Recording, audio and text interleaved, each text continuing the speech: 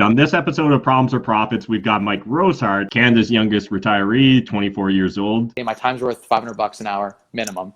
And talking to a JV partner about some trivial matter was not worth my time. And the money is important, but at the same time, you've got to be fulfilled. When everyone else is buying, you should be selling. When everyone else is selling, maybe look to buy. You're crazy, Mike. For the problems, right? So you can get to the profits. Problems are what? Problems are profits!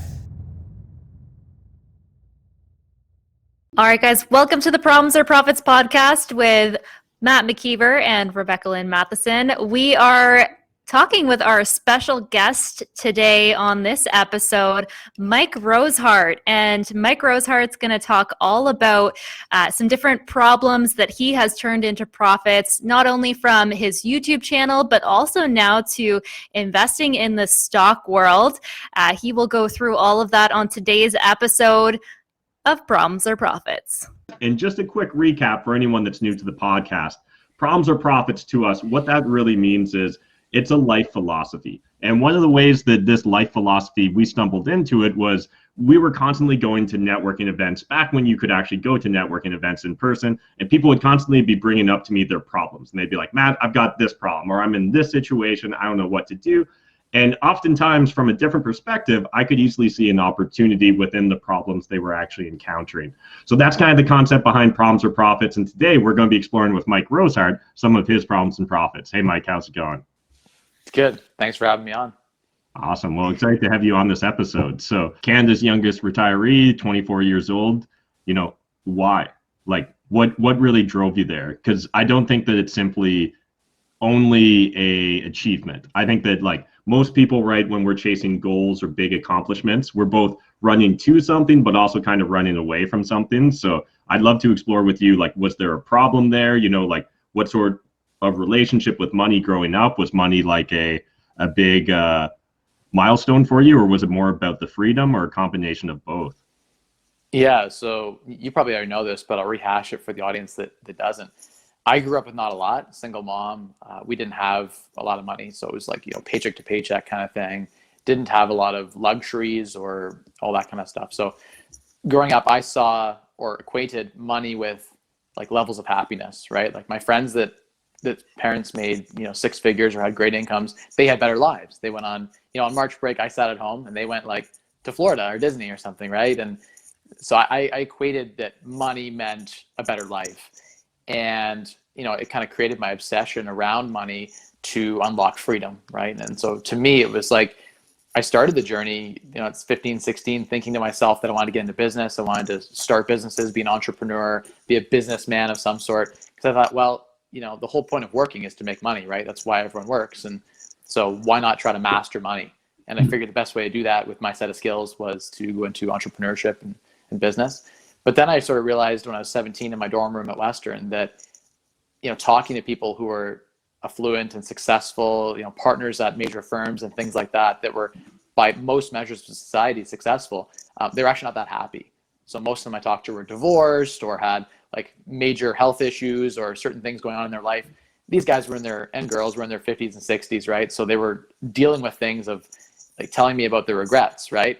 And that's where I'm like, geez, there's got to be a better way. And I stumbled upon Jacob Lundfisker's Early Retirement Extreme blog, and then eventually bought his book off his blog. This might have been like, I don't know, 2009, 2010, something like that. Maybe I bought his book after, I can't remember, but I sort of found him on the internet there and in forums and realized that people were doing this thing called early retirement. And it was this idea that you could work for a short period of time really hard and save up all that money and live off of that, off passive income, and do whatever you want with your life. And I was like, geez, that sounds pretty good. When I'm looking at careers in university, I'm like, this early retirement career sounds like my favorite one so far. All the rest of the jobs seem like work your whole life and then die, or have like 10 years off at the end and then die. That didn't seem very, very appetizing. So that's where the fire came to pursue FIRE, financial independence, retiring early. And I got there, I guess it's been over 4 years now. 4 years of retirement now, I guess. It's been 4 years. So that's pretty crazy. Wow. Thinking about that now that it's been so long. And I've come out of retirement, you know, a few times to chase entrepreneurial ventures, and I have a third kid about to pop out pretty soon. So life's changed drastically from what I thought it would be when I had, you know, one child and was like, oh, maybe we'll have two. right? So things have changed quite a bit from where I was thinking I was going to go. And that's where I think fire is so important, is that your mindset is going to change. Circling back to that first question about, you asked about what makes you you, and it's your set of experiences. And I think that if you can set yourself up and your future self up for those opportunities, that's the best thing you can do. And so that's why I thought that chasing fire made the most sense. It enabled me to have a launch pad or a platform to do whatever I want, chase my passions. And that means a more fulfilling life, more self-actualization, and often more money. If that's your goal too, the profits kind of come out of chasing what you're passionate about. And so you can't really do that from a cubicle when you're locked and chained to it 8 to 5, right? So you have to free yourself from that, I think, to get to the next level. And so, Mike, when you solved the money problem, and like I think you did kind of solve the money problem the same way that I think Jacob from Early Retirement Extreme essentially solved the money problem, right? Like very logical, rational approach to just like, hey, this is kind of how money and math works. As long as I do these things and I spend within this range, I'll essentially be good forever.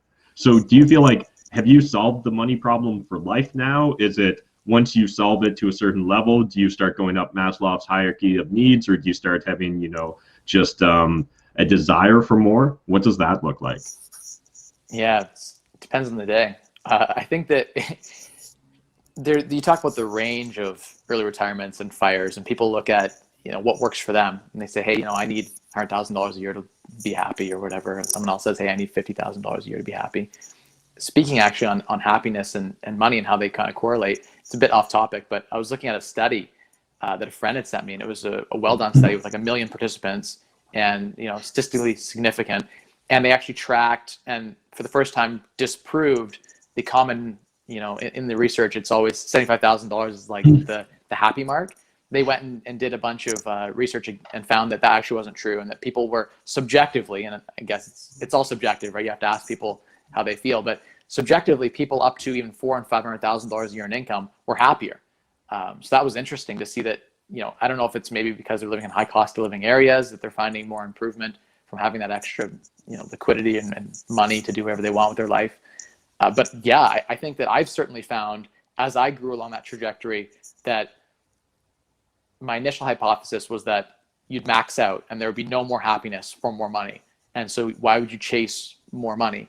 But now I kind of equate money in some ways to different levels of self-actualization. So what I mean by that is, like, let's say, you wanted to get in the room with the right person and you had a lot of money, you could accomplish that goal. It has nothing to do with money, but they won't talk to you if you don't have that hurdle. Or like, let's say you didn't like something about society and you had a lot of money, you could then have influence, power to change that law or that issue in society. Or let's say you had a family member that gets sick.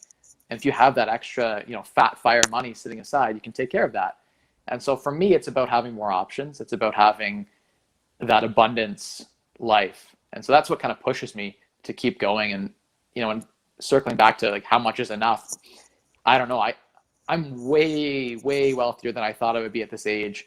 And I've achieved more than I thought I would be able to achieve.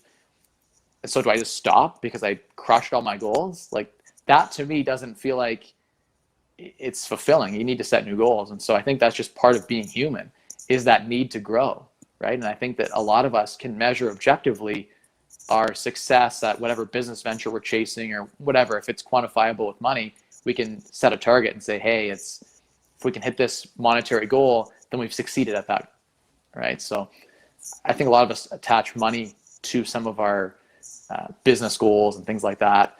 And so if we're succeeding in our business, then we're also succeeding on the money side. So it's tough, I think, to decide how much is enough. And I think that if you're in a job, at the same time, more money is more happiness. But if you're in a job that you're making $200,000 a year, let's say, and you're miserable, it's better, I think, to change to a job making $50,000 a year that you absolutely love. You wake up and you're like, hell yeah, I want to do this. This is the thing that I'm meant to be doing on this earth. And so I think that there's, in my opinion, the money is important, but at the same time, you've got to be fulfilled in what you're doing. And I think that money does go hand in hand with fulfillment. Like, if you find that thing that you're fulfilled with, oftentimes, if you chase that, you'll make more money than you would have in a job that you don't enjoy. Not always the case, but often. Absolutely. Now, Mike, you've actually transitioned from retiring 4 years ago to then 2 years ago, roughly, starting a YouTube channel, and you have now over 28,000 subscribers. So, for you, how has that actually impacted your goals, and what have you really gained from now transitioning to giving away that content for free on YouTube? How has that started to transition and change your goals? That's a good question. You know, almost 3 years ago, I guess in end of March, Matt McKeever, I was doing some videos on his channel, a few months before that, and he sort of pushed me and was like, "Hey man, you should just start creating content and throw it out there for people." I was sort of early retiring and I had nothing better to do, and I figured, well, I might as well, give away and give back, right? So it started as a, giving back mission to just sort of educate people and make sure there's a space that existed to find this sort of content. Because if I could reach, even a few thousand people and change their mindset, that was self-actualizing for me. It felt like it was filling a need or a hole. Today, almost 3 years later, coming up in a couple of months here since I started the channel and started going live and started creating content, there's a ton of good content out there, a lot of it. And I see on every platform a lot of great content. About a year ago, I stopped making videos. I just lost passion for editing and whatever. So I still do a weekly live show every Wednesday. I go on there, and it's for the loyal subscribers and the people that have been on this journey with me for a long time. So I answer the questions for free, and we just have a good time, and I share what's on my mind. But that's a minimal amount of effort for me, and it gives still a decent amount of value to my subscriber base. And I didn't want to give up on this goal in case I change my mind down the road and I feel like there's a need to create content. I want to have the platform there to do that. But I kind of lost interest about a year ago, and I haven't had the interest to write videos and create them and edit them and do all the keyword optimization. It was consuming. Before I'd launch a video, I'd spend 8 hours on optimization, looking at all the other videos in the topic, trying to keyword optimize, trying to write the best descriptions. And I went like hard to try to get my video over 6-figure views, right? And I just cared, I think, too much and got too caught up in the numbers, and then watched other people in the space, like the Meet Kevins of the world and the Graham Steffens, just crushing. And then I would put a video out and get like no views, and it would be the similar content, whatever. And so I kind of just lost motivation. I was like, look, these guys are releasing the same amount of content, same style of content. Maybe it's more American focused, but I'm like, they're already filling that void. And so I kind of felt like when I started on the YouTube mission and where I was maybe last fall or, a year ago, I kind of lost the desire to do it because the need wasn't there. I didn't feel like people needed my content to be out there when there's so much other great content and so many other great platforms that I just sort of, I just figured that I didn't need to fill that space right now. So I just do it weekly. It's been great. I've been enjoying the content on Instagram too. There's a ton of great people sharing a ton of great content. I try to share stories on there too. It's become part of my daily routine. Like I like to just share. And a lot of it's just my friends and like people like that commenting just to see what I'm up to. But I do engage with a lot of great new content, I guess, consumers on there, and it's fun. I enjoy it. And so, Mike, do you mind just for people that are in the audience that maybe don't create their own content, like what are some of the benefits that came, happenstance or accidentally from being on YouTube and sharing your story? Oh yeah, if you can dial in and monetize it, or even point it towards whatever it is that you're doing, having an audience and a voice can amplify your levels of success by multiple magnitudes. As an example, a couple of years ago, I started buying some properties and doing joint venture partnerships. And I had a flood of partners reaching out saying, hey, I want to partner with Mike Rosehart. I need to be part of the next deal that you do. And so that was an example of being able to raise partner capital. I also raised money unsecured to fund a lot of deals. And so that was great too. And first mortgages, I've had people reach out and fund my deals. So that's been a monetary benefit, I suppose, in some ways. But it didn't really come from the YouTube channel. It came from people watching my content every week and because I was releasing who I was and sharing, what I was doing, people were like, wow, I like that dude. I like what he's up to.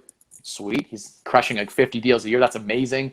I want to be part of that. And so people get the energy and they want to be part of it, right? And so I think that YouTube itself, if you're just creating content, maybe you could, do a spray type of approach, or you could do more of a targeted approach on YouTube, which is sort of what I did, and just talk about the niche that you're interested in, the things that you're interested in, and then people will gravitate towards that and follow along in the journey. And a lot of them want to become part of your journey. And so I've met people that now live with me. I've like best friends basically right now that I wouldn't have known if it wasn't for YouTube. Yeah. And so, Mike, there's also, because I know your story pretty well, it wouldn't be too hard to look at YouTube and see it as a giant problem for you as well, right? So, like, there's been some unintended negatives, right? Like whether it's CBC or, coming like into friction with tenants and stuff like that. Do you mind briefly touching upon that? Yeah. So when you expose yourself to the limelight and people are watching you, and sometimes they'll think negatively. A lot of people are like, hey, that's awesome, they cheer you on, but there are also people out there who want to tear you down, right? Who say, hey, you don't deserve to be where you're at, or maybe they have a different philosophy around like communism or socialism, and they don't like a capitalist approach, I suppose. You've experienced some of that too, I remember. But yeah, yeah. I've had my fair share of just like tenants or people I've come across who are socialist, and maybe they're genuinely hurting, and that's why they want to reach out and attack in the comment section, or whatever, they want to personally DM you or find your number online and then call you like 20 times. I've had those things happen, and it's rare. Most of the people are supportive. They're like the 5% or the 1% people that aren't supportive. I've had media and journalists like the CBC wrote that piece that was sort of slanted in its viewpoint. To be honest, I was more of a victim than anything else. Like the tenant was causing issues for another tenant, and then if you remember, they trashed the whole place, and then I had to pay them to leave. So like literally made no rent, paid the guy to leave, had a unit destroyed, was not involved at all in any of the tenant harassment. It was tenant on tenant. And I'm like, this is an issue for like bring it up to the RTA, right? Create some better tenant protection rules for between tenants. Like this isn't even a landlord issue. What can I do? Can't go there at 3 a.m. and stop a guy from threatening you, right? Like this is a police issue. And the police wouldn't do anything. So it's being a landlord, I think that's that drove me, I think, to bring in full service property management. Because I was more of a public figure, it didn't make sense for me to actively manage. That's maybe a con. Like maybe I didn't, but maybe you enjoyed doing property management or like messaging with tenants. And as soon as you're a public profile, it's very hard to do that job well. Even if I post an ad on my Facebook profile to rent out, I get dozens of people clicking on my profile, seeing that I was on like TV or seeing I'm talking about, Canada's earliest retiree or fire, and they just start throwing hate. And it's like, why were you first looking for an apartment and then clicking on my profile to just spew hate? Like what does the world come to that people are doing this? And this is what they have for their entertainment, I guess. I don't know. It's wild that people are sitting at home, I guess, in COVID lockdown with nothing better to do than to lash out. And so problems are profits though, right? I mean, coming back to the title, right? And so I'd love to hear, Mike, like how do you handle that negativity? Do you just block it out? Do you just quick to block people? Like, are you trying to win hearts and minds here? I know that's how you used to be. I used to be that way. It's hard, right? When you get worn down, over time, trying to be that person that I used to get a ton of positive, like I would just feel great if I can convert one person from being like a communist anarchist to being like, okay, I see your point. And like with these parameters, I can understand where you're coming from. That was a huge win when I could convert someone who just maybe wasn't knowledgeable. They just had a bad set of circumstances and they latched onto an ideal that was going to benefit them in some way, right? If you're in the bottom, quarter and you have no prospects at all for work or money, you're like just really hurting. Tearing the government down or like bringing in a communist system would be a benefit for you. Like you get a rise out of that, right? Now you have housing, you have food, you don't have to work for it. It would make a lot of sense, right? And so it's helping people see the other side can be enlightening. It can also be very tiring. So having a third kid on the way and all the things that I have going on in my personal life, I was like, yeah, every time I would do a Facebook post that was heated or charged in any way, which I'm famous for doing those on Facebook, I would get them shared into a few groups and it would become like a 2,000 comment thread that would consume my entire day. And we talk about profits, there was no profit there at all, right? Like I was making nothing, just wasting my time talking to people in the comment section. Yeah, and I think that's a big thing, is recognizing when someone's trying to actually explore a concept in a civil manner versus when they're just trying to repeat rhetoric that they've memorized, right? Like there's certain people that are coming from such a blinded position or such an emotional position that no amount of facts or reasoning or civil discourse is going to actually get them to even consider the other person's perspective. So I think that's that is where you kind of find the problem or profit here, is being able to sort through the different people and recognizing when someone has a genuine interest in learning and understanding, and when someone just has a genuine interest in trolling us, ad infinite. 100%. Yeah, you got to come down and say, hey, like, you got to realize that humans have, cognitive biases, and when we get information that doesn't align to our set of core beliefs currently and our set of experiences, we might experience cognitive dissonance, which is basically the idea that that information doesn't align with what you currently understand. And so that bias will mean that even if the facts made sense, it's very hard for you to internalize them. You might latch on to something that makes sense to you that they've said, and then it doesn't end up being very productive for anyone. So it's hard to open people's minds and open their hearts too, right? It's tough. It's definitely something that I just don't have the time for right now. And I've been just enjoying the finer things in life, and I've been happy with not going into those rabbit holes lately.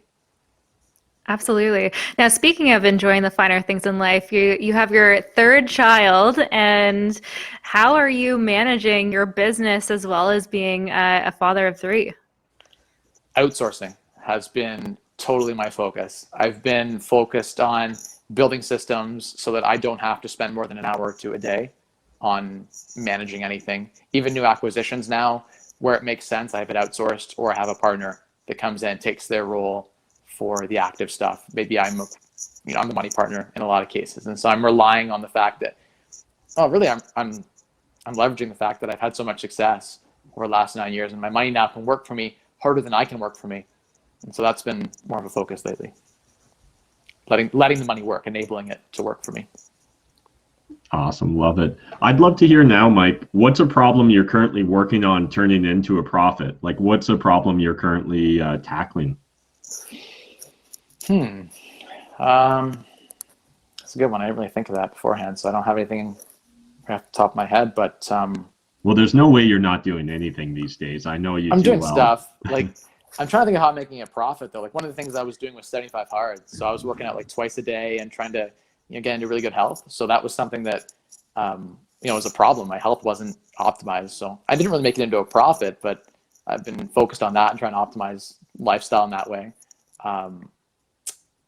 Just dealing with my kids is fantastic. It's not a problem, but there's definitely stress with being a dad. And I guess the profit or the payoff is that I'm going to have kids that are, well-adjusted, smart, awesome, achieving young individuals. And so I spend a lot of time with my kids. And that's something that, like, I spend 8 hours a day just trying to be a dad.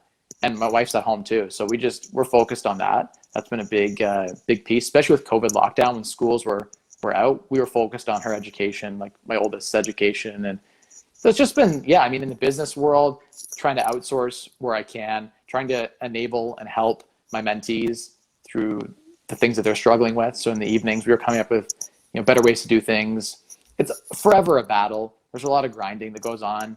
And so, trying to find better systems to reduce the amount of grinding, trying to focus on, as far as problems go, optimizing my net worth distribution has been a big one that I've been trying to solve over the last year.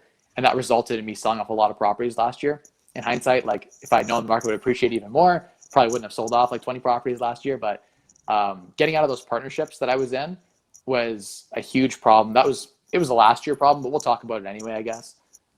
Last year's problem was I had partners calling me and my time became too valuable. I decided, hey, my time's worth $500 an hour minimum. And talking to a JV partner about some trivial matter was not worth my time. And it was an expectation when we went into the joint venture partnership that I'd be that guy, right? That we'd have those conversations. And it's not that I didn't like the people. I actually enjoyed most of the partners I was with.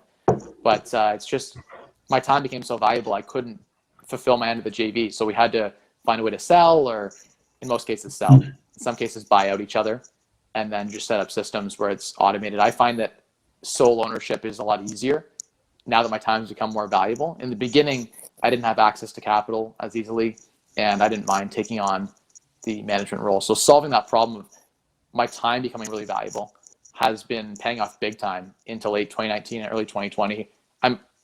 I think I have like 4 JVs left to get out of, or 5.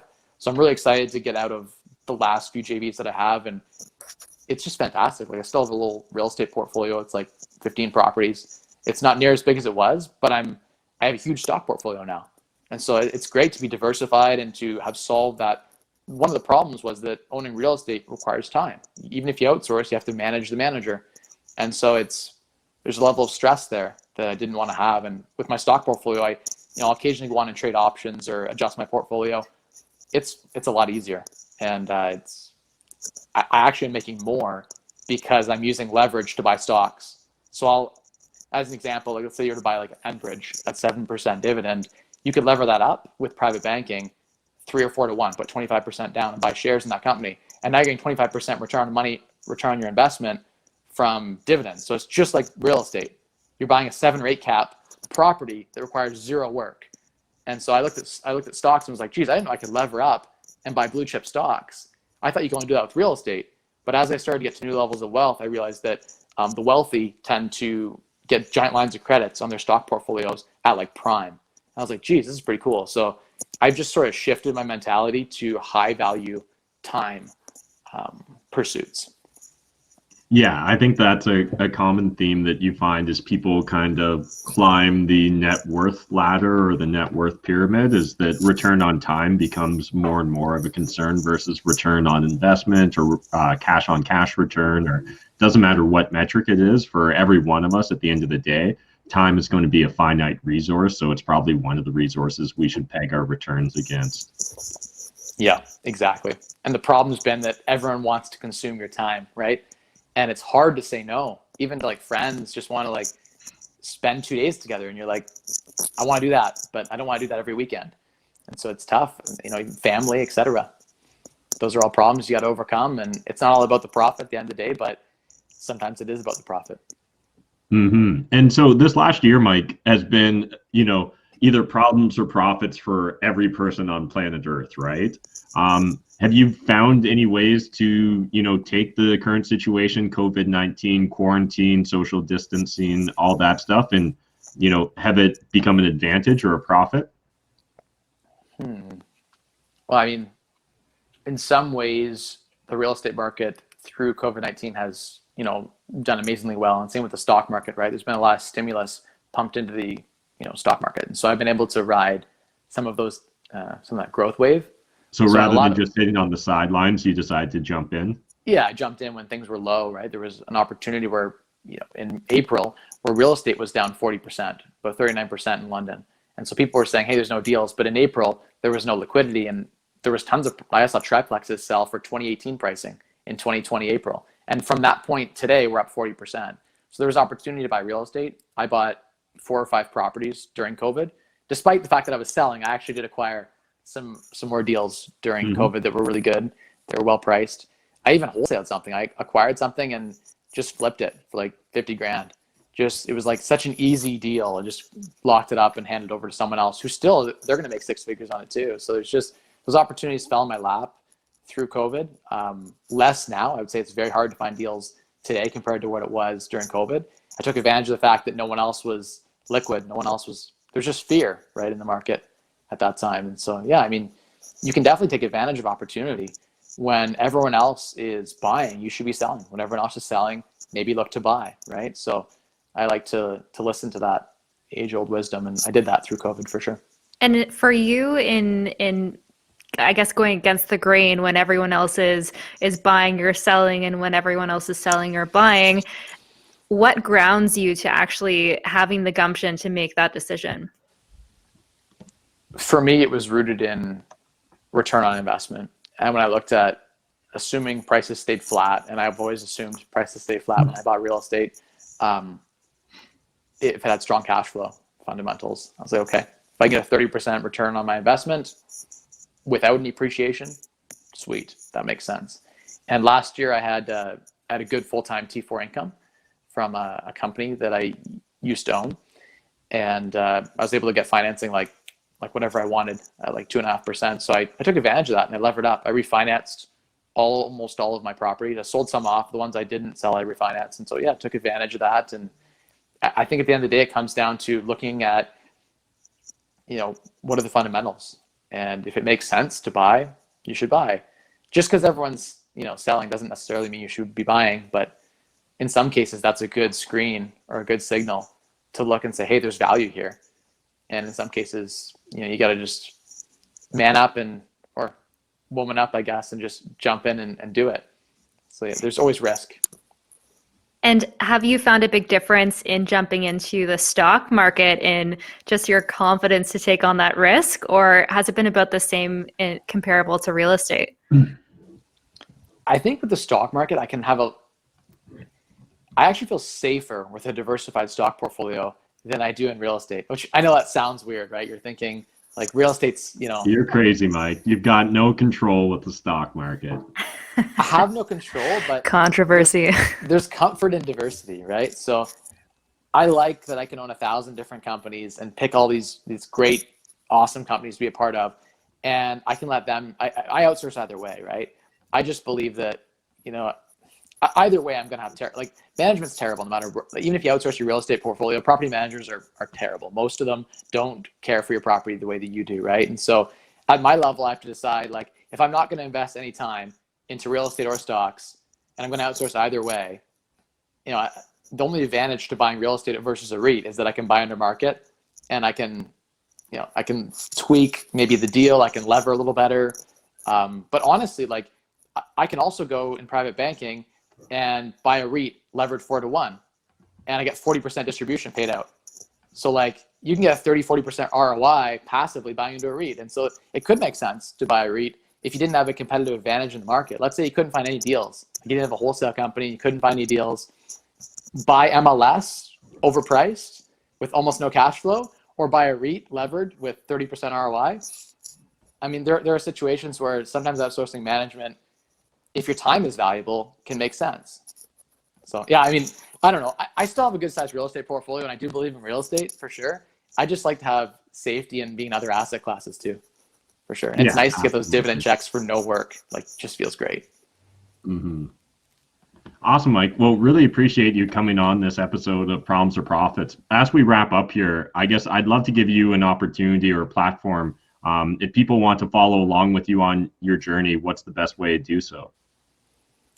Instagram or YouTube, probably be the two best places. Instagram, I post more. So at Mike Rosehart on Instagram, if you want to follow along. Just Mike, last name Rosehart.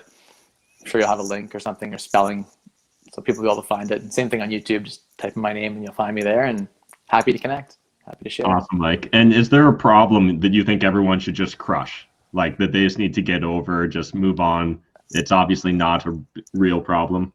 In general, a societal problem that just bugs the hell out of me still to this day, the average person is saving 3% of what they make. And that just grinds my gears, because like, the secret to a good life is delayed gratification.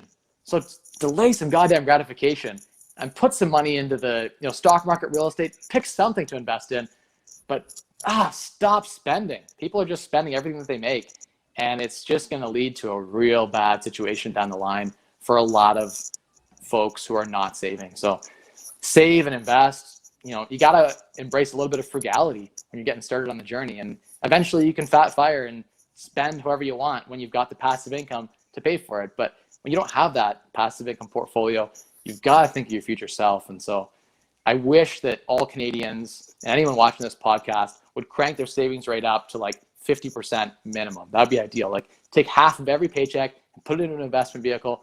If you want to spend the passive income from that, cool.